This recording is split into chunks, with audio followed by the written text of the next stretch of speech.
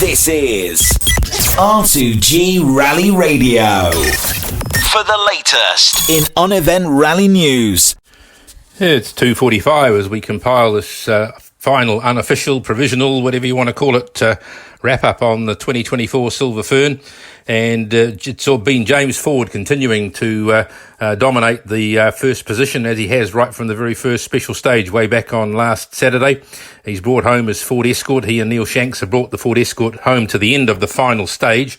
Bearing in mind they do still have 180k of touring to get to the official finish at Chris Padden's paddock, just out of Wanaka, for the finish at around 3:30, and all the cars are starting to do that now, having had a post-stage 52 service.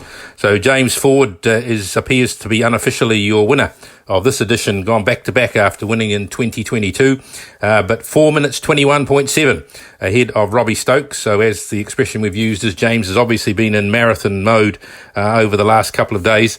Again today, run second fastest to Robbie Stokes, who's clean swept the three big special stages that made up this final day this morning, and James Ford second on two of those and third on the final one, to be 1:07 down on Robbie Stokes at the current situation. Robert Goff was third fastest, then Nathan Quinn, good result in the final, second fastest for him in the final stage, and then Roger Chilman easing through, then followed by Shane Merlin, Chris Rosenberger.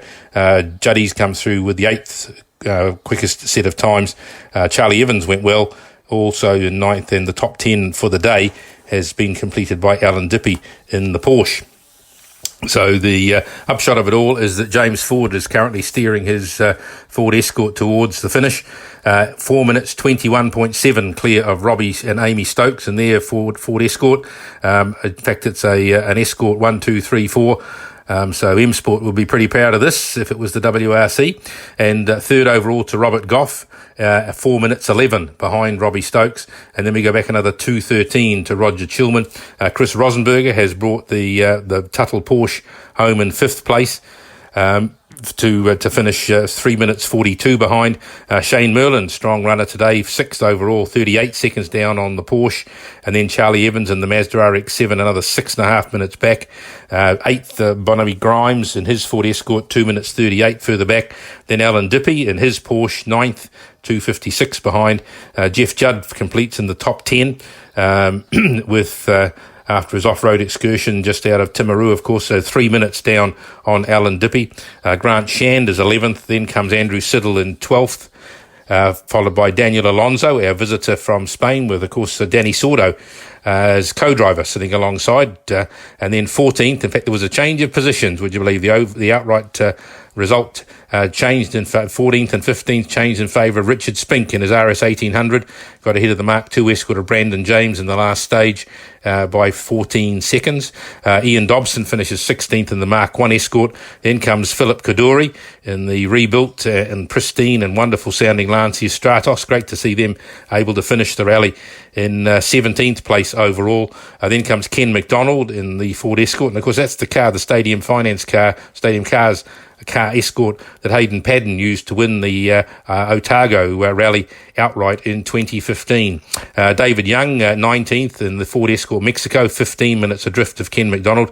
And then we've had a swap of places with Nathan Quinn's good run in the final stages, jumping him up 3 places in the classification to place 20th. Tony Jardine, a good strong run today, and the Corolla finishes 21st. Chris Ford, James's father, finishes 22nd. And Ali Mackay, unfortunately, had to stop and lost 28 minutes in that final stage.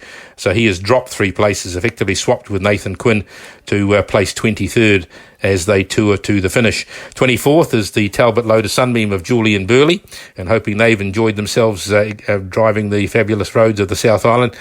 Trouble morning for Steve Cox, dropped 5 places to 25th overall after a big delay in the Ramrock stage, the first big stage this morning.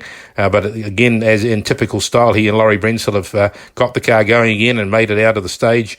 And apart from another little stop in 36k into the final stage, they've made it out, and they are odds on to take the Class A winning award for this particular event. 26th, Andy Martin, after a pretty troubled run, mixed run for him during the course of the week. Our other Tuttle Porsche, Evgeny Kurev and PG Anderson. Yep, the Suzuki PG Anderson, you'll remember from Asia Pacific days and WRC Suzuki days, co-driving for him. They unfortunately rolled off the road yesterday morning, and their Porsche 911 had a wiring loom fire which was able to be repaired.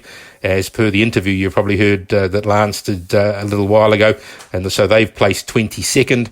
Then comes Scott O'Donnell with a very mixed week for him, some good pace, but mixed in with some overnight penalties and the like, stage maximums. Keith Stewart, 29th, Brian Green, 30th. Now, we've had reports that Greeny's actually temporarily withdrawn after the final stage, but looking on the Rally Safe map, he is touring with the cars heading towards Wanaka, so we're still trying to find out whether he is actually going to be classified or not. So if we do a final wrap-up for you, we might be able to give you hopefully we can give you the answer on that particular score. But again, Greeny, a couple of off-road excursions yesterday proved very costly for him. Merv Hatcher, 31st in his Mitsubishi Starion. Again, another one with troubled transmission issues during the course of the week. Joshua Hilton, car 33 in the Celica, has come home 32nd. Bruce Farley in the Datsun B210. What we would refer perhaps as more like a Datsun Sunny in our part of the world. Car 18 finished 33rd, and William Midgley, car 35, after we lost him for the first few days, he has the final classified finisher in 34th place. Remembering our retirements that we've had, Dean Buist out around Timaru, Marion Evans likewise off the road in stage 21, Marcus van Klink when he was leading, unfortunately mechanical problems for him and nearing the end of the Timaru day. Darren Snooks we lost on the first day with mechanical problems. Peter Sharmak was off the road over on the west coast back on Sunday, and overnight we lost Ben Howlett in the Chrysler Avenger off the road as a result of going off the road in stage 47, the Hunt Road stage yesterday. So the summary of the stage wins, again, just to reinforce the dominance of James Ford. He won 24 of the stages that were run. Marcus van Klink was the next best stage wins with 8. Then come Robbie Stokes with 6 along with Robert Goff. Nathan Quinn won 2. Jeff Judd 1 and Dean Buist 1. So again, absolute dominance by James Ford when it mattered, and the buffer that he built up, he was able to cruise over the last couple of days. And so we'll move on to the challenge now, and that has been a fantastic result, great performance by Chris Ramsey and Amy Hudson, and Rambo's self-built Toyota Corolla have finished as head of the self-built Honda Jazz, which has had a great run apart from, I think, 3 or 4 even punctures during the course of the week, which have proved very costly in the way the pace that they've set.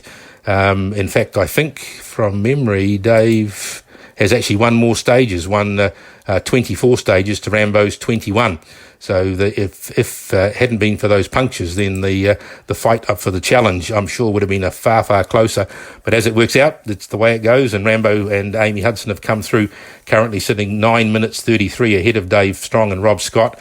Richard Galley, consistency personified in his BMW, in third place at 5 minutes 42 back, another 5:20 back to last edition's challenge winner Carl Celeste in the Toyota Levin. Chris Padden comes in 5th. Michael Ward, car 52, is 6th. Then Andrew Lowe, who's been doing all the gravel shifting for everybody right through the whole week, and his little Toyota Corolla is 7th. And Daniel Alexander, after a serious moment off the road which damaged the Toyota Starlet, got that repaired and rebuilt, has made it through to complete all the other stages in 8th place. Our retirements there overnight, we had Brian Van Eck pull out with no oil pressure. Ross Yendel we lost on the first day with transmission problems. Austin and Kingsley Jones have stopped overnight. Sorry about that. After an off-road excursion in stage 47 yesterday, and then Phil Thomas, of course, the big incident off-road in stage 47, and wishing them well for their speedy recovery. And Ed Mulligan, of course, was off the road near the end of the first stage, back on stage 35. So that's our situation there as far as the challenge goes. And the final wrap, as far as the four-wheel drive classic rally is concerned, again, it's been Ben Huben, a clean sweep all the way, and he's come home, or heading home, a 48-minute lead over Tom Milliken in the other H6 Impreza in that competition. And the final aspect we'll cover off for you is the time trial, and that has been an all-the-way victory for Dallas Yates and Ali Singer. And what I have found out is a VW Golf. So they have very much dominated that one ahead of Timothy James and John Mulroney in the Porsche Cayenne. 749 points incurred by the Yates crew, and 1,056. So just over 300 points difference there. And Dave and Tim Bryan have certainly had a very mixed run. An eventful run in the Datsun 1200. They are at 4,192 points. So again, well and truly adrift of the front two, but still a podium finisher. So congratulations to all that have made it through. And again, we'll look to just keep an eye on the tracking now to make sure everybody does make their way through to Paddon's Paddock. And again, it's been our pleasure to bring you these results and reports. So for now, this is Chris Grant signing off from the Chris Sport Results Desk. Day 7, Silver Fern Rally 2024. Standing here with Per Gunnar Anderson. Firstly, talk us through what happened yesterday, first stage in the morning. I was trying to push him slightly harder so he could gain some time and get the speed up. And I was maybe holding the note back slightly. And the note I delivered wasn't 100%, and the distance was definitely not 100%. So he had an error and missed the corner, and we rolled quite heavily. It was actually surprising, given the supposed size of the impact, that you're able to get back on your wheels and carry on. Did it seem harder than was reported, or other way around? No, but those Porsches are really strong, so it's fixable, most of it. The biggest issue was the wiring loom that was on fire, but I sorted it out, and with some nice people from New Zealand's help, it came to pieces, and we could go today and finish off the rally. Now, speaking of nice people in New Zealand, you have a special connection with one New Zealander here who used to be your number one mechanic. Yeah, I have Morris, and then it's a few others as well in the earlier days, but I had some really nice mechanics from New Zealand in my earlier career. Have you got a plan to catch up with them, or are you heading straight back home afterward?